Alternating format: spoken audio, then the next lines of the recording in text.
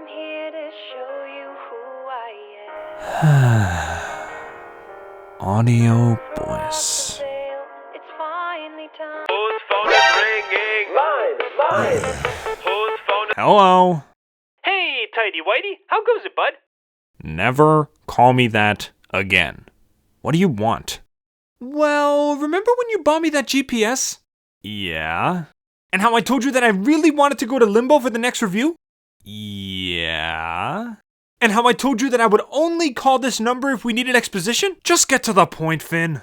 Well, I punched in the coordinates for Limbo and I'm pretty sure this isn't right. Well, try doing it again. Maybe you made a mistake the first time. Well, okay. Wish me luck. Hey, where you going, little guy?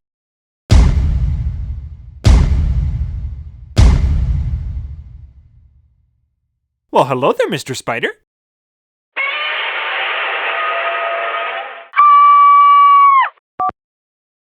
Moments later.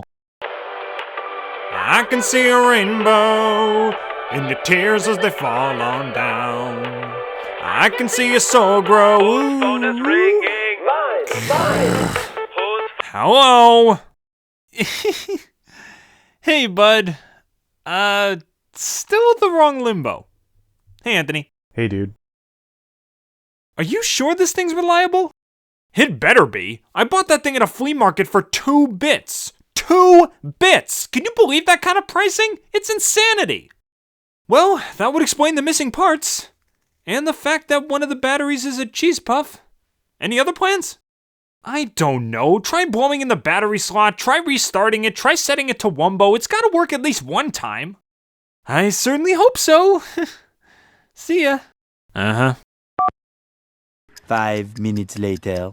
Equestria, our land of friends. Whose phone is ringing? Mine. Let me guess. Wrong Limbo again?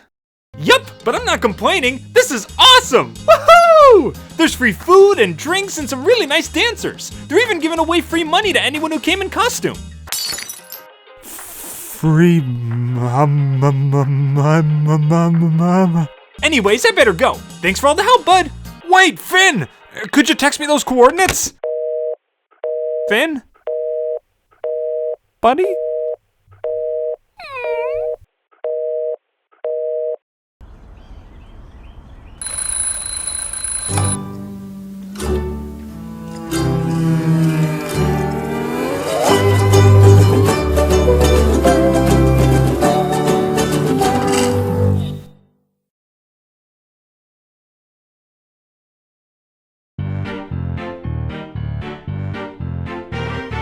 Pinky clones still walk among us. Zipper's puppy's now a dog. Poison joke brings Flutter Guy back. Twilight's little orange frog. References to past adventures sprinkled in the dialogue. Silver likes to see continuity. Continuity. The maintenance of continuous action and self-consistent detail in the various scenes of a movie or broadcast. It's a writing device that gets major fans of a series or franchise just giddy with excitement. And who can blame them? Continuity as a whole helps to show that writers really pay attention to the story they're writing and want there to be consistency among different adventures to make the universe feel more alive and organic. In the right hands, it can be one of the key building blocks of immersion and depth. Though it's important to understand that it's not a be-all, end-all. In the same way that a unique gameplay gimmick or control scheme doesn't automatically make for a good video game, a massive splash of continuity doesn't automatically make for a good story. What makes for a good story are the essentials: good characters, writing, entertainment value, and things like that, while continuity is just a nice little extra that can add to the experience. It's like the toy you get with your kids' meal. It's not essential, but it's a cool little bonus. That being said, what happens when you have an MLP episode where the major selling point and major detractor for a lot of people is the overdose of continuity? Yep, when it comes to the season 7 finale, Shadowplay, I've seen a lot of people call it one of the best episodes of the season and even the whole series, and others who call it a cheap attempt to cash in on the fandom's love of consistency and lore without having any real substance of its own. Obviously, I didn't want to do any kind of review until I gave it a fair, unbiased watch through, and now that I've done just that, what did we end up with? Is there truly more to this episode lurking within the shadows? Or should the writers quit playing around and just make something of quality? I say we dive right in and find out. The episode starts off with a classic book opening intro, all narrated by Starswirl the Bearded himself. And I know ponies who represent them all. Strength, bravery, healing, beauty, hope, and sorcery. Oh. Alright, I guess those ponies of legend from earlier in the season are gonna be central figures in the finale. Neat. Yeah, it's pretty clear that they're trying to do something similar to Twilight's Kingdom, with elements coming from previous episodes and all joining together to defeat an ancient evil, and it's certainly not a bad formula. But it's missing one very important ingredient: establishment. Twilight's Kingdom was built up big time. Right after the season premiere, we were presented with a crystal box that required 6 keys to open. We had no clue what was in the box or where these keys were, but then we got episodes evenly spread out throughout the season in which each member of the main 6 found one of these keys by solving a certain problem, all the while using their signature element to its fullest. All throughout the season, we were left suspicious and intrigued, wondering what all of this buildup would be leading up to. There was a goal and a point to all of these things coming together. But here, the unity of past elements just kind of feels like an afterthought. There was no establishment of it earlier in the season. All the episodes featuring the pillars were squished into the second half of the season, with one episode needing to establish 3 of them at the same time, and when it is revealed that they're going to be joining forces in the season finale, it's less impactful because 1, it feels really rushed, and 2, we weren't really expecting it. So it ends up being less of a, oh my gosh, I've been waiting for this moment, and more of a, oh yeah, I remember those guys. Neat kind of moment. With that being said though, the intro does a good job at setting up the main conflict in the episode and even informing the audience members who didn't watch the establishing episodes, ensuring that everybody's up to date and prepared for what's to come. And I can't deny that the storybook aesthetic is just a timeless MLP tradition that's always nice to see in a finale or premiere. Plus Starswirl's voice is just perfect for narration. Honestly, if this whole wizard thing ever fails, he should totally do audiobooks. I live my life one day at a time. A good portion of those days are uneventful, always falling into the same routine. I wake up, walk to work, walk home, and then bum around until I go to bed. Sometimes I'll hang out with my few friends. I gave up my wizard credibility for this? Mr. the Bearded, is everything alright? Yes, just testing my vocal pitch. I miss my pointy hat. It turns out that this glob of exposition was all contained in Starswirl's actual journal, which was revealed in the episode prior. Everyone is eager to find out exactly what happened to these ponies of old, and agree to go on a reading spree in order to decipher the journal and hopefully find some answers. This looks like a job for nerdy Twilight and cynical Spike! Twilight and acute exaggerations, Spike the dragon and his witty observations. When these two are both put in the equation, we'll be having some fun tonight. In all seriousness though, Twilight and Spike are easily the comedic highlights of this episode. Twilight geeking out every time Starswirl is even mentioned, paired with Spike's snarky remarks on everything, just makes me laugh every time I watch this episode. Pair that with some genuinely sweet moments between the two, and you have a duo of solid performances. Well, for the most part, but we'll get to that later. So, Twilight and the gang unleash their inner college student and flip through every book in the library attempting to find an answer. And what ends up being the key source of their deciphering troubles? You can read that?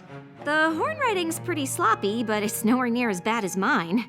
Messy horn writing. All that research. All that effort. And their main obstacle was just a little sloppiness. Don't worry, I got you covered. The horn writing's pretty sloppy, but it's nowhere near as bad as mine.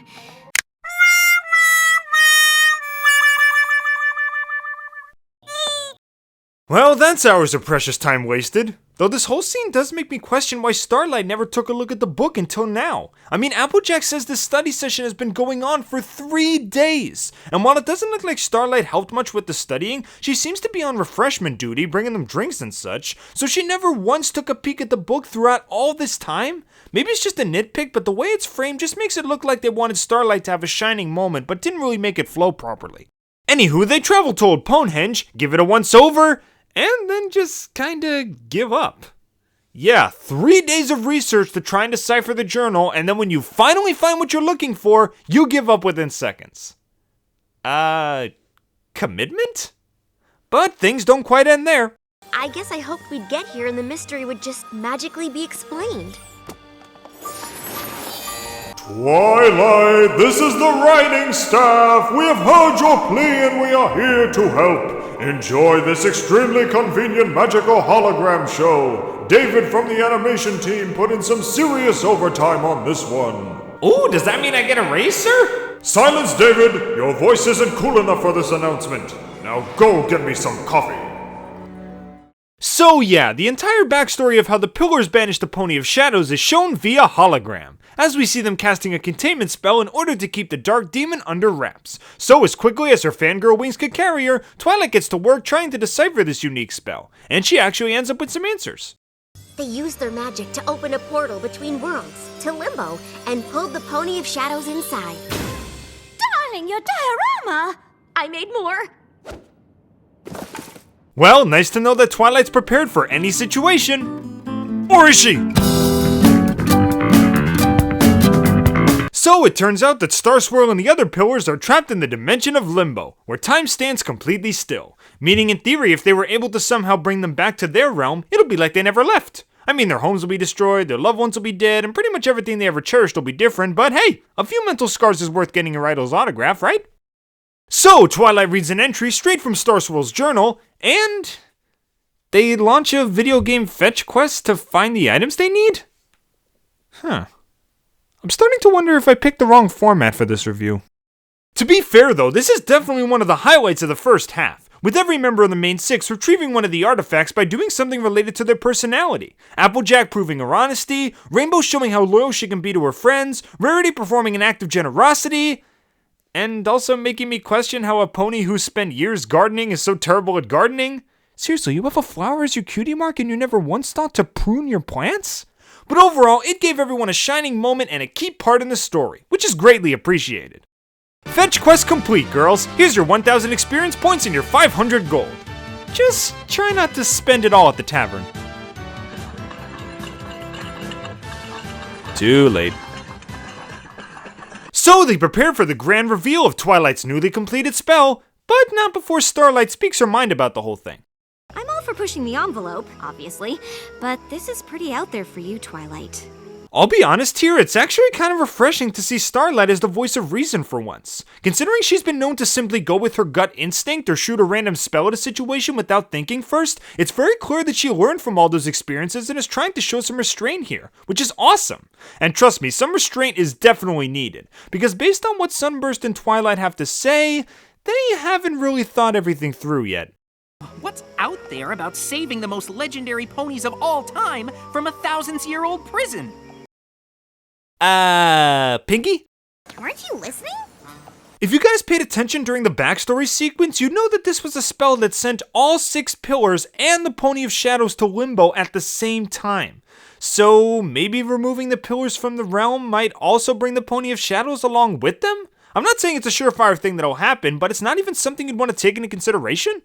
I'm sure Star Swirl and the Pillars did the best they could back then, but magic has come a long way, mostly because of the work they did. Yeah, magic has evolved, but they haven't. These ponies are ages old at this point, still familiar with older customs, older traditions, and older magical knowledge. If something bad were to come of this, it would likely take them a really long time to adapt to the modern world and even learn new magical techniques, so I'm not really sure if that's helping your case here. Star Swirl the Bearded is the greatest wizard who ever lived. The chance to have him back in Equestria is worth the risk. Well, for something you consider a risk, you seem to have overlooked some really glaring flaws. Plus, I didn't hear any mention of a backup plan or countermeasure in case this spell goes wrong, and there is a high chance that it might. I mean, there's overlooking small little details, which Twilight is known to do, and then there's just missing gaping holes in your plan. You seem pretty prepared for your diorama demonstration. Don't you think you should be prepared for this too? Twilight, I know how it feels to be excited to meet your idols. I really, really do. But how about we take a step back and she's casting the spell already. Okay. So, after the pillars are almost killed by falling rocks, which Star Swirl surprisingly didn't have to worry about.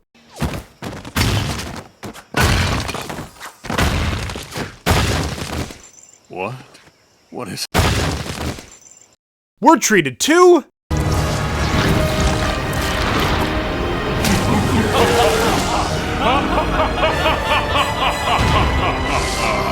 The best MOP villain intro ever!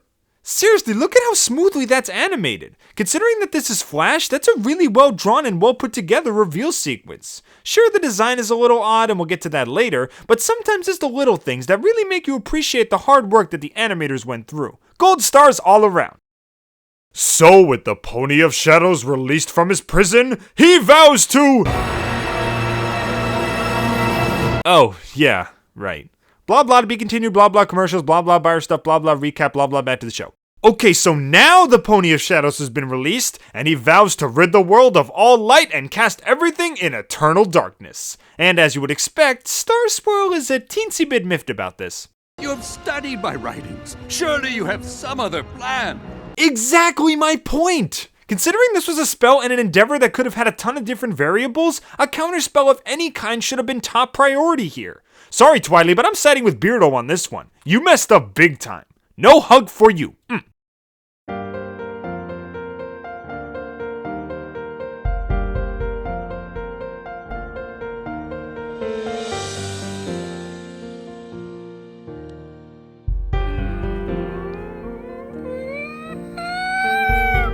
Come here.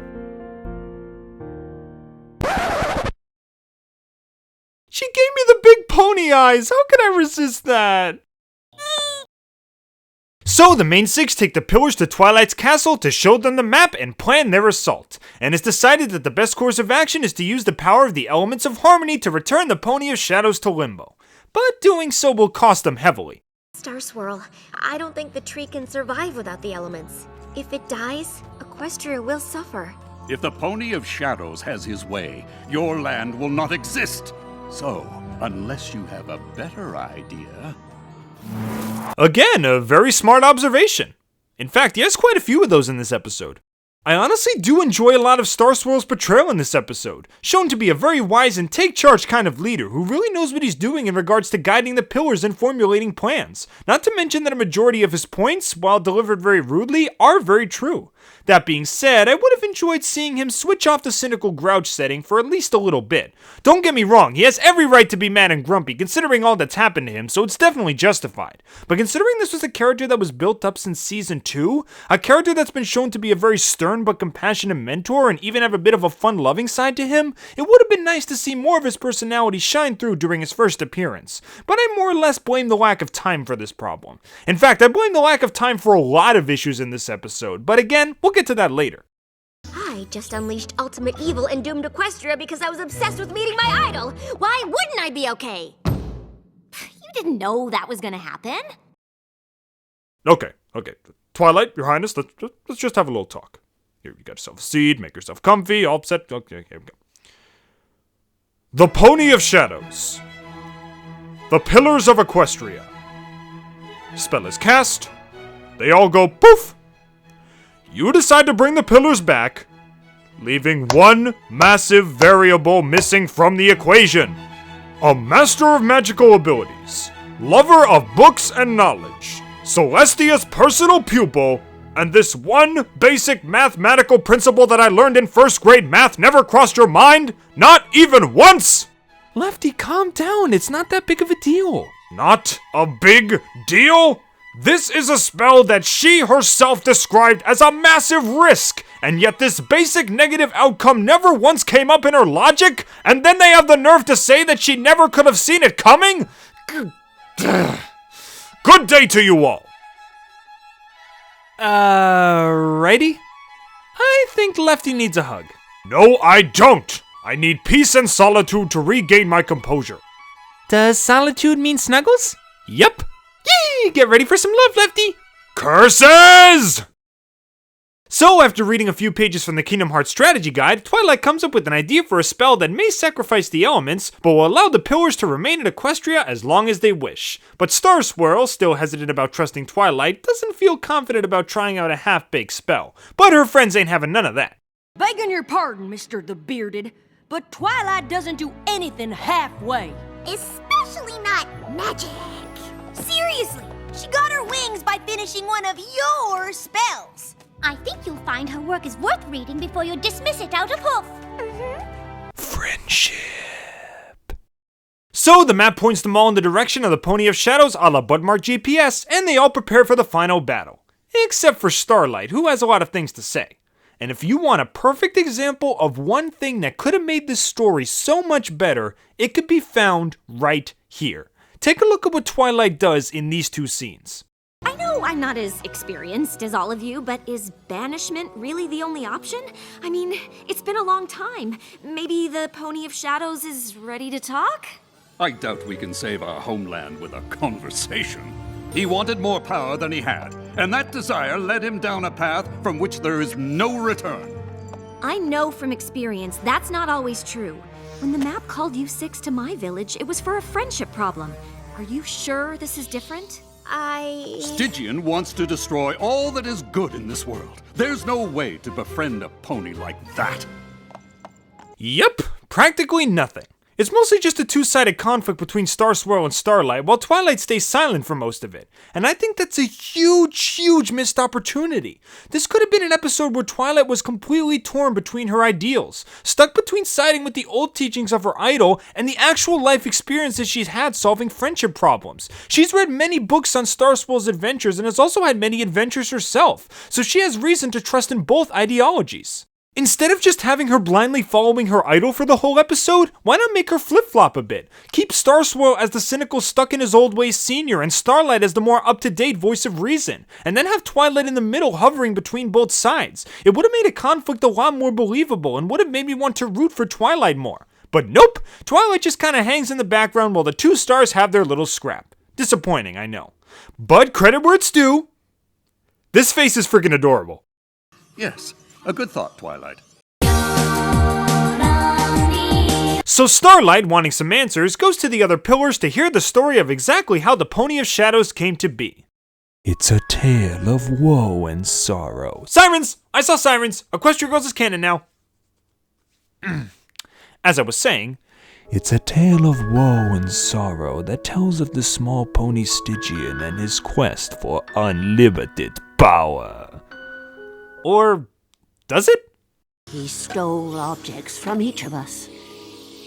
Artifacts to use in a spell. And we cast him out for it.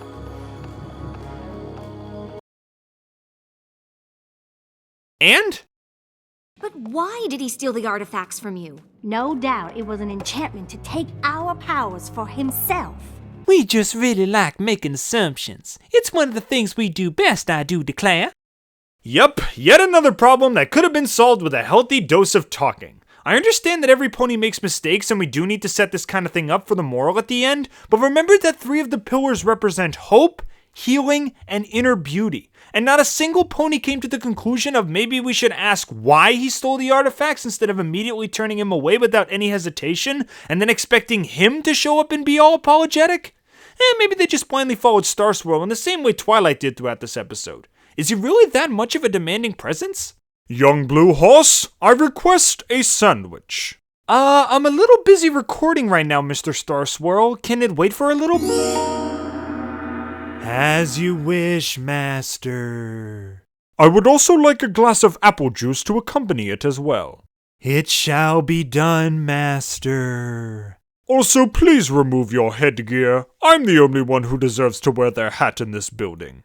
Consider it done, Master.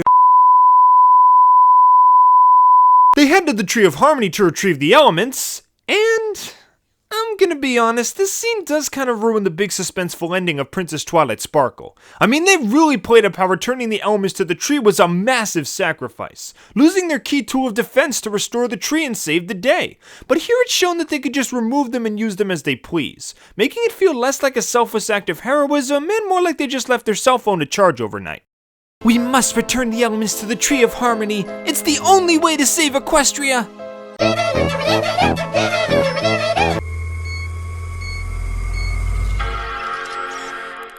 Ah, perfect! Full battery life again. Alright girls, we got another 3 seasons before these guys run out. Let's zap some baddies! So our hero's journey to the Hollow Shades and the final battle is about to begin. The Pony of Shadows emerges from the Well of Shade in an eerie fashion, blasts them with some of his dark magic, and the portal gets open almost immediately. trapping him inside and restraining him from doing much else. Okay, I've been waiting on this for a little bit, but can we talk about the Pony of Shadows, please? Am I the only one that thinks this is the most underwhelming villain we've gotten in the show so far? First of all, he just feels like a mishmash of bits and pieces from other villains we've had so far. A design reminiscent of Chrysalis and the Changelings, darkness powers reminiscent of Sombra, even with a similar horn design, a desire to be respected for his contributions just like Nightmare Moon, and his whole backstory is simply a friendship misunderstanding, just like Tempest and Starlight. Heck, even the stereotype that all unicorns are villains is still present here. Second, he does next to nothing throughout this entire special. Let's see, he destroys Old Ponehenge, an ancient site that no pony has touched or cared about in years, so yeah. He shoots some dark lasers at them a couple times, so there's that. But otherwise, he just shows up at the beginning, leaves the story for a while, and then returns at the end only to get defeated almost instantly. Say what you want about Teric from the Season 4 finale, but that was a villain with a real intimidation factor to him. We saw him slowly drain Equestria of its magic and grow bigger and more powerful with time. There were legitimate stakes in play, and the more powerful he got, the more bleak the situation became. Heck, even Twilight, with the power of 3 alicorns plus her own, had to go through a major struggle to keep him at bay, and only through the power of the Tree of Harmony was he finally put down for good. He wasn't the most unique villain in terms of personality, but he actually cemented himself as a threat, and therefore made for a powerful and intimidating opposition to the main 6. But the Pony of Shadows is nothing like that. He didn't coat Equestria in a blanket of darkness, he didn't turn the Equestrians into his servants, he didn't snuff out things like the sun, moon, and stars to make sure no light was present in the universe, he didn't do anything. And when the time came for the final battle, he was taken out almost instantly with no struggle or conflict at all. Again, you could blame the lack of time for that, but it would have been nice to see some kind of resistance from him.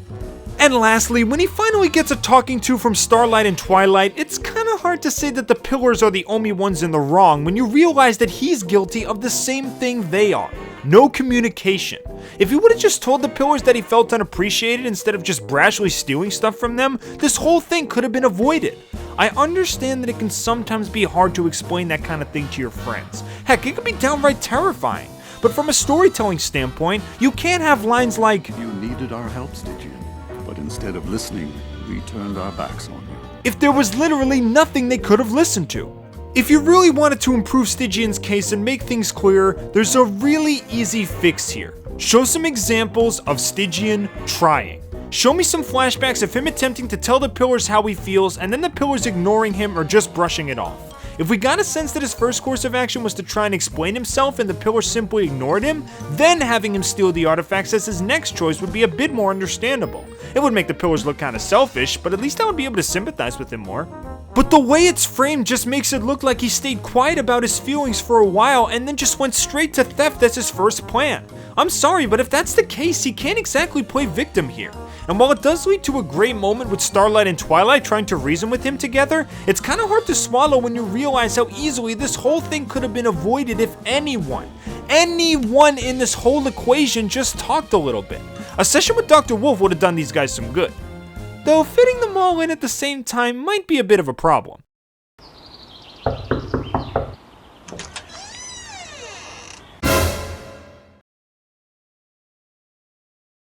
Teric, we're gonna need a bigger office.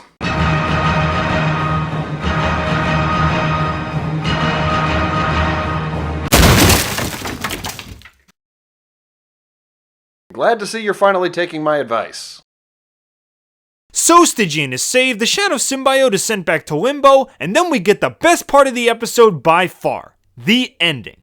I love this ending. It perfectly encapsulates the concept of a true student and teacher dynamic. A lot of people might say that the transfer of wisdom between the student and the teacher is a straightforward path, where knowledge goes directly from point A to point B. But this ending helps to show that there are a ton of detours and backtracks that knowledge can take, such as an older professor being able to learn new things from their much younger and more spry students. Star Swirl, despite being as wise as he is, was able to earn new knowledge by learning from Starlight and Twilight, showing that no matter how old or experienced you are, there can always be more to learn. On top of that, we get the Pillars revealing that they'll be having a look around Equestria to see what's changed in 1,000 years, which is a hint that we'll likely be seeing them again, and in return we may get some interesting stories or more fleshed out personalities from them in the upcoming season. Not much else to say except color me intrigued. Could you make sure to stay in the lines, please? Perfect. So the pillars head off, Twilight and Starlight share a hug, which is always a good way to end an episode, and that was Shadow Play. And... As critical as I've been throughout this review, it's far from the worst thing MLP's ever put out. The visuals were fantastic, the main six had their shining moments, Starlight's role felt appropriate, the idea of the pillars staying in Equestria is promising, and the subtle nods to continuity were appreciated, since it shows that the writers really do care about the universe they've created. That being said, the story felt insanely rushed, there were a lot of plot contrivances, the villain was underwhelming, and there were a lot of elements that really felt underutilized. The pillars were a perfect example of this. They were kinda suffering from Captain America's Civil War syndrome, where all of their interesting personality and characters were found in their own single adventures, and yet when the time came to get together and fight evil, they were mostly just hollow shells of exposition without much of their individual charm shining through. They were likable characters in their backstories, but they don't really have many standout moments here, aside from a few. Even the continuity, which I mentioned can be neat, just felt really crammed in here. They were trying to shove way too many reveals in our face within the 44-minute time frame that it just felt like overload. I mean, the subtle little cameos like the sirens or that archaeologist kid from Fault in Our Cutie Marks were cute to see, but much more important reveals like the origin of the Tree of Harmony were just kind of given a hand-wave explanation without going into any kind of special detail, which is disappointing. It's like trying to dump a truckload of frosting onto a tiny little cupcake. It's not appetizing and it just makes a mess. But hands down, the saddest part of this whole thing is that a majority of this episode's problems could have been fixed if one small change was made. What change is that? Ta-da! Yup, if the MLP staff would have used the concept of shadow play for a full-fledged movie, a lot of the issues could have been ironed out. The story could have been given a lot more time to breathe, the continuity could have been more evenly spread out, Star Swirl and the Pillars could have been given a lot more time to shine, the Pony of Shadows could have gotten a more developed backstory plus the chance to actually be a villain, and the whole package would have felt more like a grand adventure rather than a rushed and poorly pieced together hodgepodge. Sure, they would need to sharpen up the writing a bit to fix some of the plot issues, but a boost to the time limit would have been the first step to improving this concept. As is, though, it's decent. Fun to watch on a surface level, but with some clear problems if you look closer. I can understand where people are coming from on both sides of the equation, so whether you love it or hate it, I can at least understand why. As for me, it balances out to a meh. Glad I watched it once, but not sure when I'll watch it again. Here's hoping for an awesome Season 8, complete with a brand new... Schoolhouse? Oh no, Equestria Girls is slowly taking over MLP! Everyone brace for impact!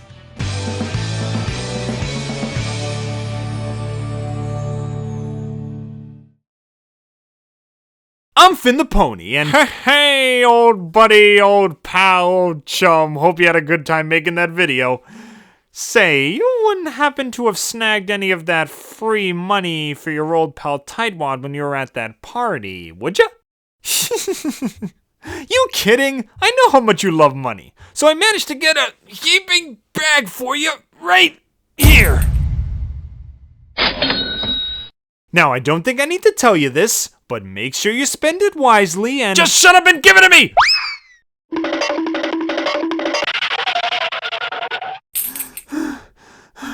I want all of this deposited into my account. Tightwad Q Penny Pincher. Numbers on the card. I'm sorry, sir, but I'm afraid I can't do that. What? This doesn't look like Equestrian-approved currency at all. Well, yeah, that's because it came from this strange limbo dimension that my friend went to. Well, I'm afraid we don't make cross-dimensional transactions at this bank, or any other in the area as far as I know, so you're gonna have to look elsewhere. But... Good day, sir.